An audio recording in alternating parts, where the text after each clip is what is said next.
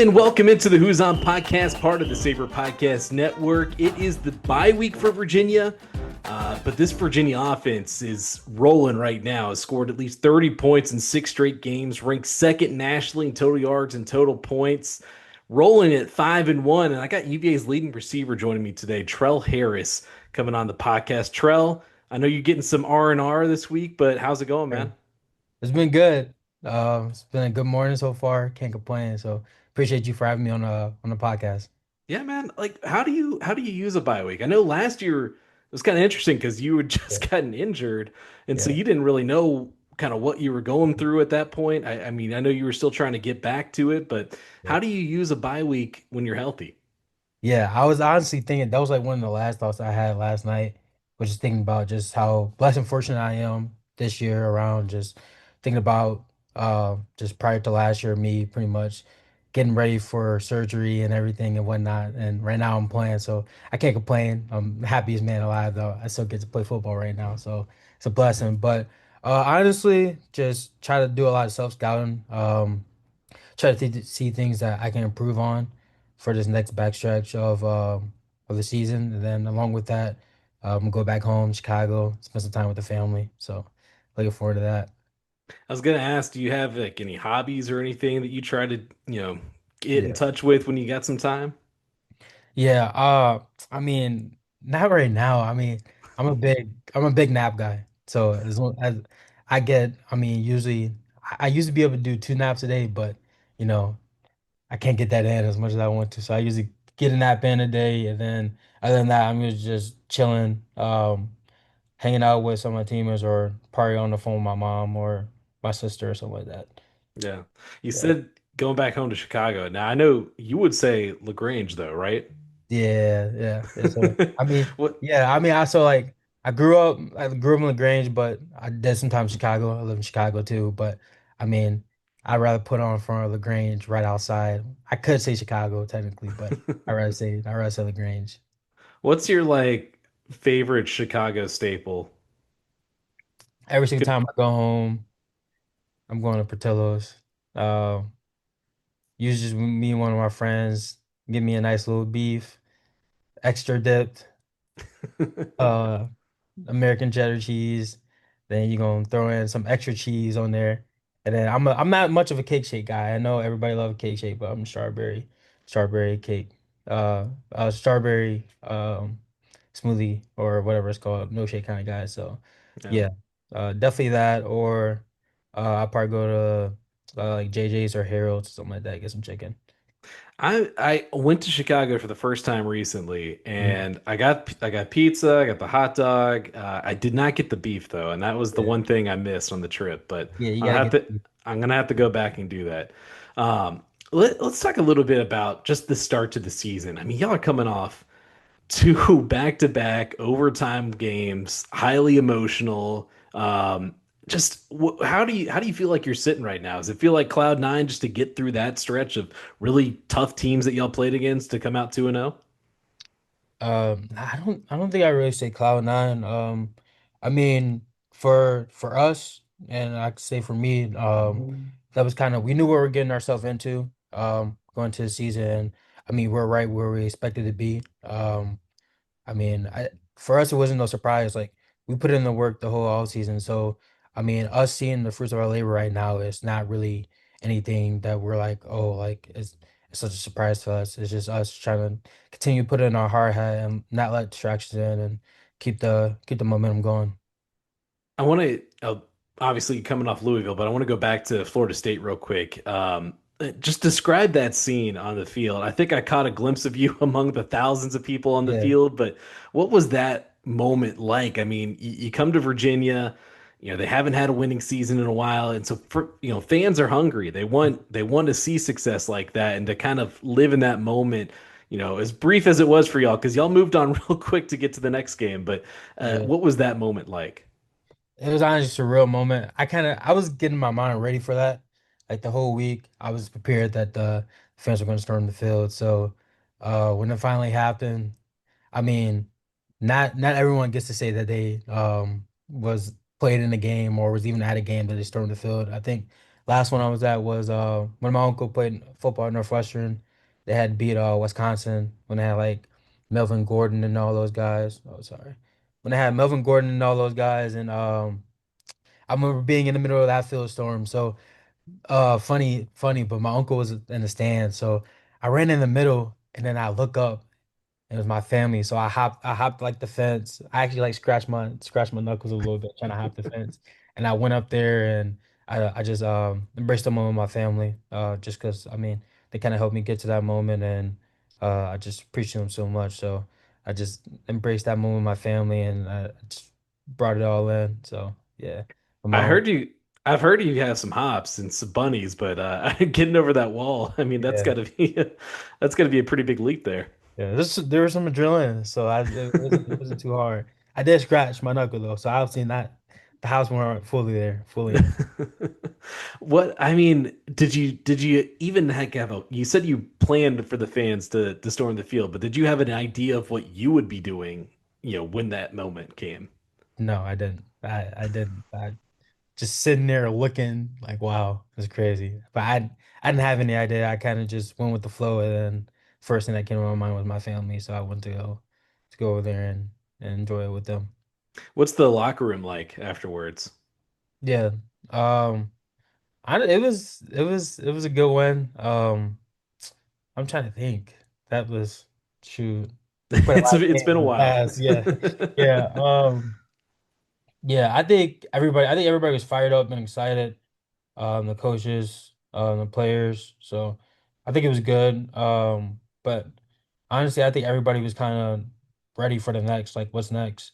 And that's what I kind of love about this team. I mean, we don't really get too caught up on one win. We're just ready for what's next. We're just hungry. We're hungry to bring kind of what Charlottesville deserves, and that's winning. So just want to continue to keep that going. So yeah, to answer your question, I don't think there was nothing different from any other one that we celebrated really. Yeah. It was kind of that moment of realization, even for me walking out of the stadium. I'm like, well, that was great, but it's only week five. Like, there's so Hmm. much season left. It's not like the end of the season game that you win and you get to celebrate and all that stuff. But, Yeah.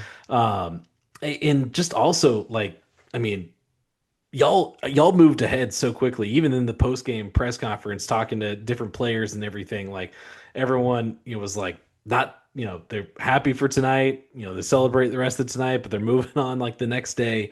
I was worried y'all weren't celebrating enough, just taking a moment to kind of be happy with that. But I think it speaks to the just mindset that this team has right now, that there's a greater goal at the end of the day than to beat Florida State at home or to go on the road and beat Louisville. Hmm. No doubt. I mean, we're just really just trying not to bite the rat poison, just trying to stay focused. I mean, we're kind of in control of our own destiny. And it's nobody's fault but our fault if we don't get to where we want to be. So we're trying not to have it be anyone's fault and just stay locked in on the task at hand. You did have two wild plays in that Florida State game. The first was the tip catch that you had, and you went Mhm. 28 yards down the field. Walk me through that play because I don't know how you had the concentration to come down with that, but then also Yeah, the wherewithal to get upfield. no doubt. Honestly, it was just a day one install play. They're playing off, you know, playing a lot of cover four, trying to prevent the deep ball. So we thought we'd just take a little under 6 yard in. But he was aggressive. He saw the ball was, I mean, he tried to make a great play on the ball. I saw the ball, tried to make a play on it. And then after that, I mean, that's just my guy giving him the ability, just refusing trying to go down and continue trying to make a play for the team. Where does that like? You almost look like a running back when you got the ball in your hands. Yeah. 6 foot, 200 something pounds right now. Like you Mhm. look like a running back out there. Where does those instincts come from? Prior from just growing up playing running back. Yeah. Uh, I played running back up until shoot. Played running back up until eighth. Well, up until high school, and then my senior year, I got thrown back into the running back, and I played some wildcat a little bit. So, I mean, I feel like I've kind of always grown up playing running back.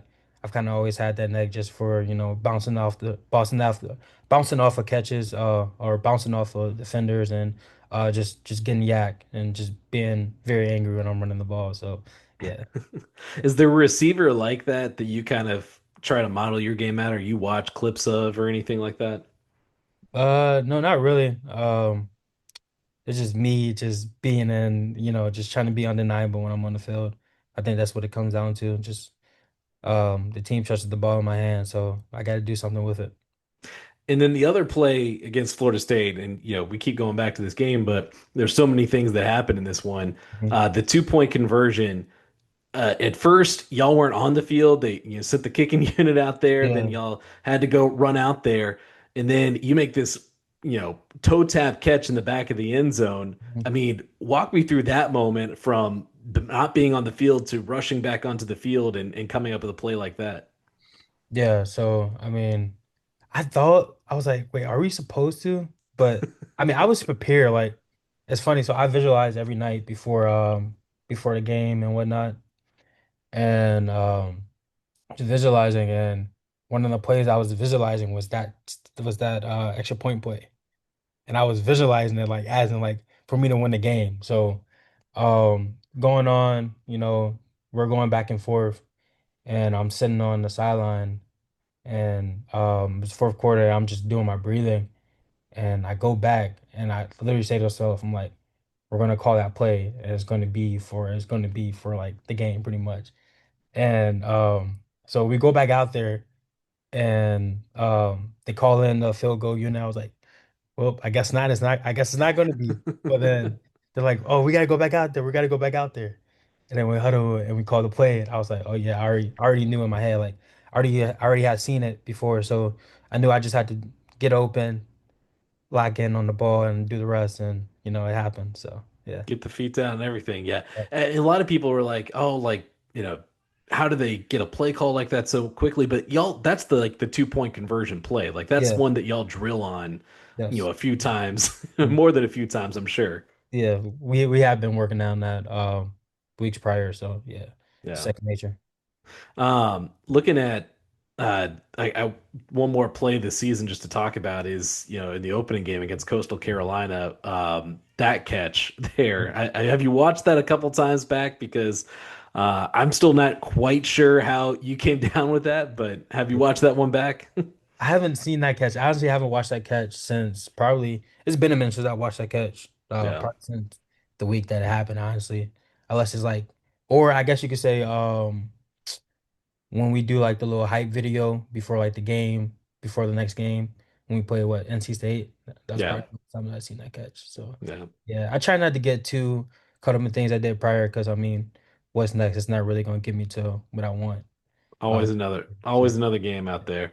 yeah. When I want to ask, 5-1, best start for the program since 2017, 3-0 in the ACC for the first time 2007. Y'all are ranked number 19 in the country. Those are just numbers. But when did you feel that this UVA team was different? What point? Um, I mean, I feel like I've been saying that kind of the whole all season. I feel like when I would get questioned, I mean, I remember I forgot what reporter I was talking to, but we're talking about the all season, and I was kind of just saying like, I don't really want to talk about it. I mean, this is around the time that anybody can say he say, she say, anybody can say that we're gonna do X, Y, and Z and this, that, and the other. But I mean, I was pretty much just telling them like. I mean, you guys will see when you guys cut in the tape, that we're just different. And I feel like, I mean, we've pretty much been showing that we're different, and we're gonna continue to keep trying to show that we're different. So yeah, main emphasis that we put on this year is just Coach Elliott put on the board 2025, and like, why not this be the year? Like, no other team matters, just us. So that's what we've been trying to just buy into, just focusing on us, and 2025 being the year. So it's kind of been a steady thing. Like you've seen it in winter workouts, you saw it in spring and over the off season and coming into the fall. Like it just kind of all built upon each other, it sounds Yeah, like. no doubt, no Yeah. doubt. I got to talk about the offense because y'all have made such a leap this year. I know you're coming off, only Yeah. getting, 200 some yards against Louisville, but you got to win ugly Mhm. sometimes, right? Yeah. But how much fun has this offense been to play in? I know y'all have so many different playmakers, so I think we talked before about, you know, having to, sometimes wait your turn in this offense because Yeah. it's going to highlight different guys, but how much fun is it to play even when it isn't your turn? It's extremely fun. I think mainly because we all have such a like humongous amount of respect for each other and love for each other that we want to see each other succeed. And I mean, it's funny because it's like for a game, you don't really know. It's like who's gonna go off this week. And yeah, so whenever whoever it is that week gets their chance, we know they're gonna make their plays and we're just excited and I mean the fun is in the winning. So I mean, yeah, you might not get the stats that you might want, but I mean when you're winning, I mean I feel like winning hills all. So it's fun and like I said, Chandler tries to spread the ball around, so it keeps everybody involved, which is good. You had your three touchdown game against Stanford all in the Mhm. first quarter. I Yeah. mean, you kind of you could have taken a break after that, but Yeah. um, do you think there's another breakout game or big game like that down the road for you? Yeah, shoot. I hope so. Definitely hope so. Definitely want to keep that going. Definitely want another game like that. But I wouldn't even call it a breakout for me. I feel like for my coaches, they knew who I am. They know what kind of type of caliber player I am. So, I mean, for me, it's just whenever I get the opportunity to make plays like that, I make those plays and don't leave that out there for what if or what could have happened. So, I mean, I think there's definitely more in the future for sure. We've talked a lot about Chandler Morris, just kind of the impact that he's had on this team, but what are the differences that he makes for this offense and for the team that, we kind of don't see behind the scenes? Yeah.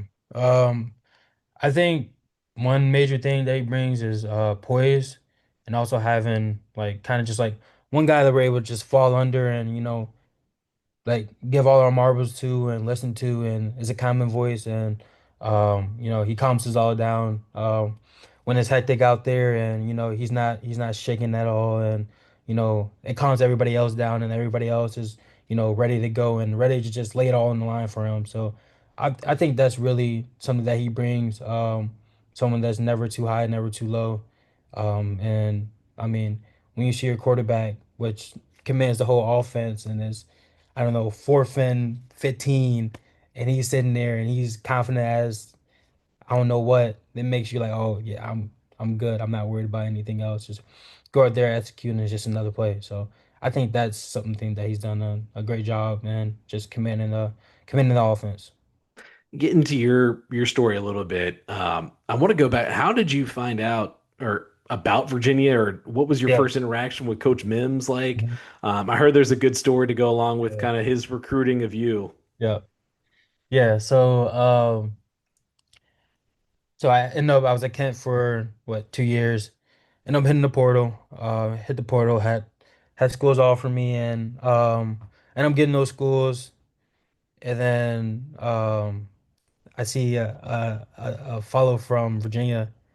Um, and like other schools that I was talking to, I kind of like had prior like relationships to them just because of out of high school, and then COVID happened and whatnot. So like I was kind of familiar, but Virginia was kind of like a wild card. So I was like, okay, cool. So I followed them. And I was doing some research on him, but I remember hearing about like Malik Washington and whatnot and what they're doing over there. So he texted me, and I mean, I was pretty much all done with ball because we didn't have the best year that year. So I was kind of just chilling in my house in Kent.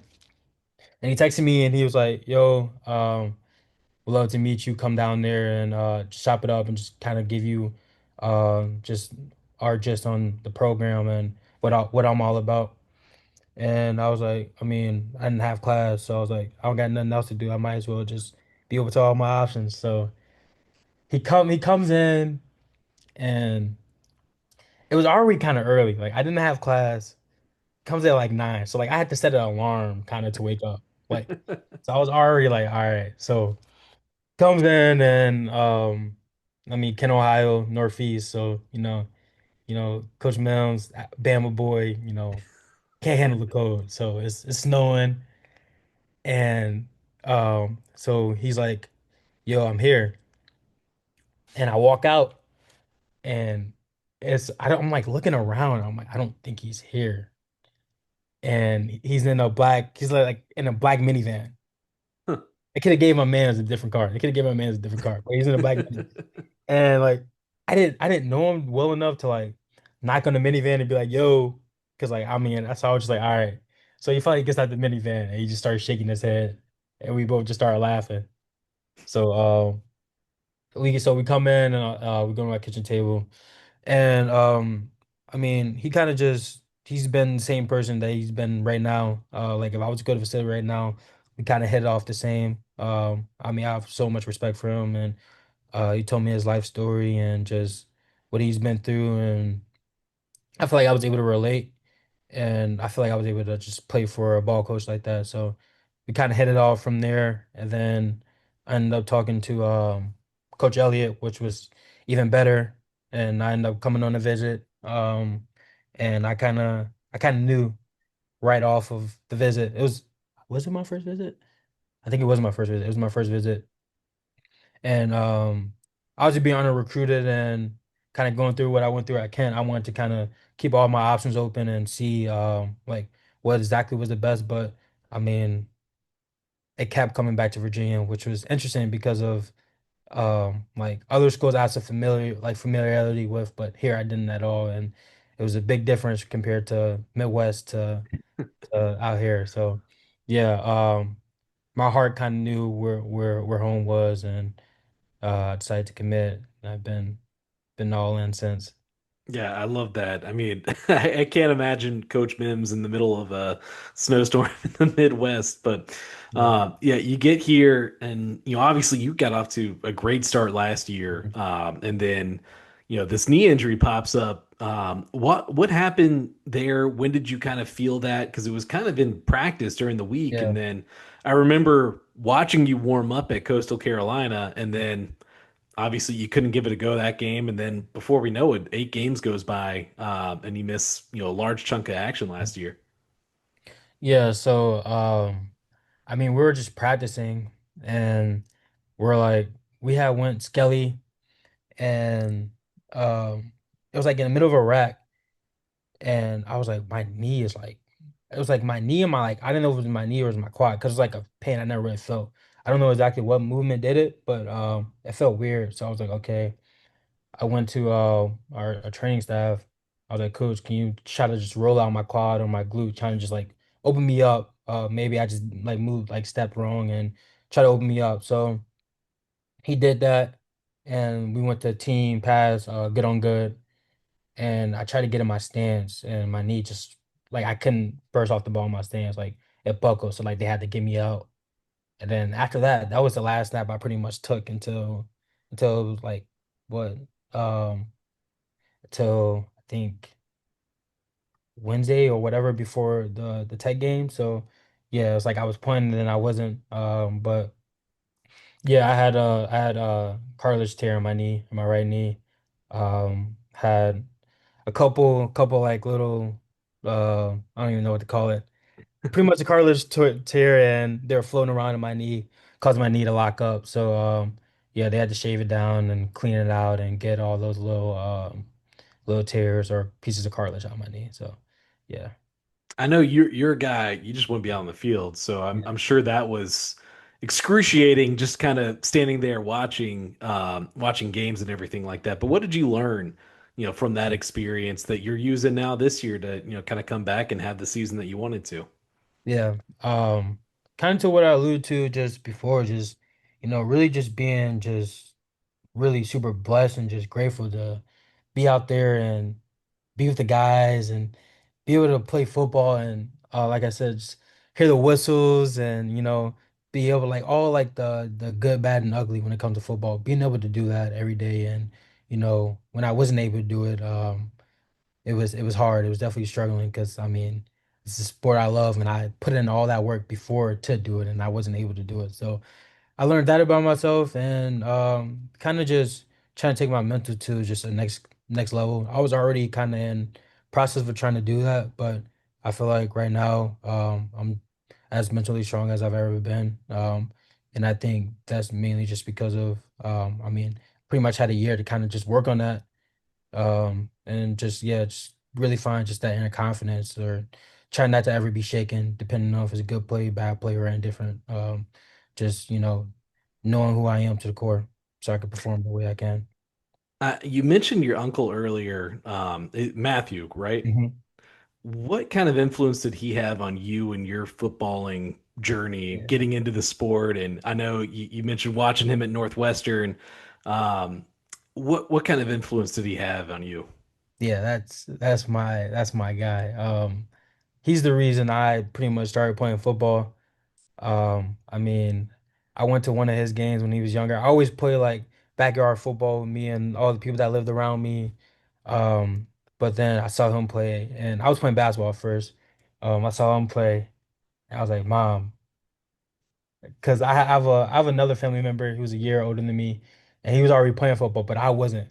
I was like, it is what it is. I was kind of a pretty boy and whatnot. I didn't want to get touched, did not want to get touched.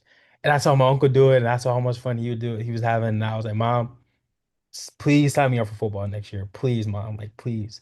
And she signed me up, and I mean, I tried to model everything. I remember we my first football game ever, we had like a jamboree, and I scored a couple times.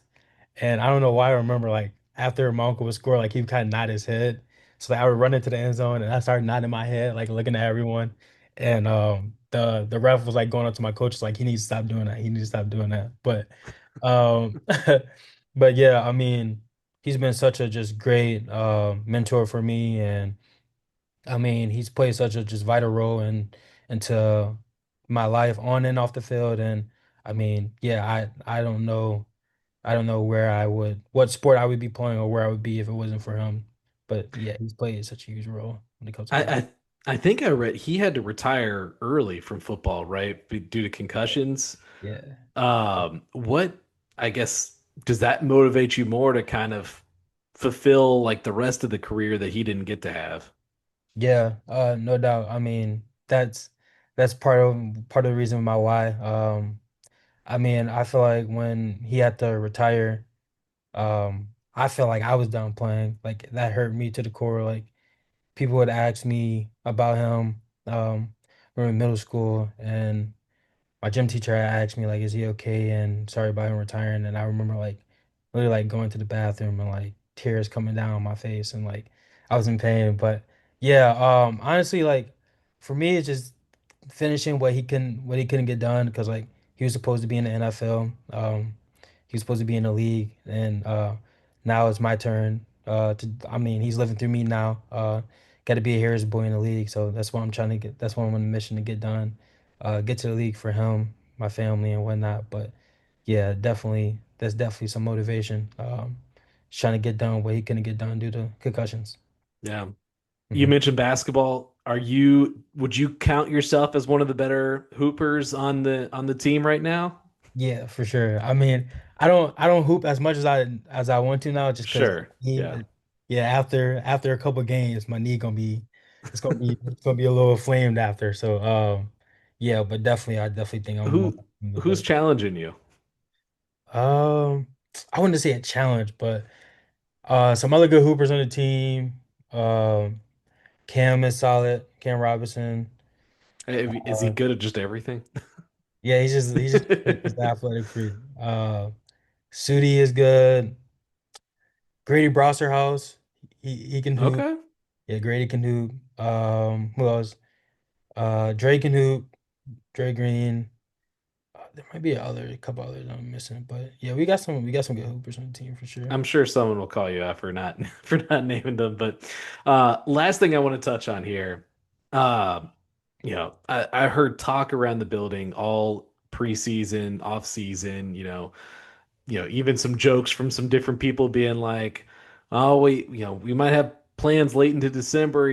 We'll see at the college football playoff and all this stuff." And I know up there on the schedule in the Hardy Football Operations Center, you've got places for ACC championship game, college football playoff, and obviously the next game is the game you'll focus on. You'll focus on the bye week and then getting ready for Washington State next week. But is that what y'all had your eyes set on? I guess when y'all started this season, ACC championship game, college football playoff, playing at the highest level of the sport. Yeah. I mean, we knew we had the roster for it and the team for it, and all that mattered was just the buy-in and what we did. We know nobody else could put in the work for us. So that's always been the goal. I mean, whoever goes into the season thinking that they're about to lose a couple games. So, I mean, the goal's always been the same, is to win every game we can. So, um, I mean, I don't think nothing changed. We just, we've changed it up a little bit, and we've actually put in the work, and I mean, everything's coming to fruition now. All right, that is the artist, the receiver known as Quintrell Trell Harris. There you go. Appreciate you coming on, Of man. I know course. I threw that Yeah. name out at you, but Yeah. Threw me off for a appreciate second. appreciate it, man. I hope you get some rest this week, and we'll see you next week for Washington State. Yes, sir. Thank you.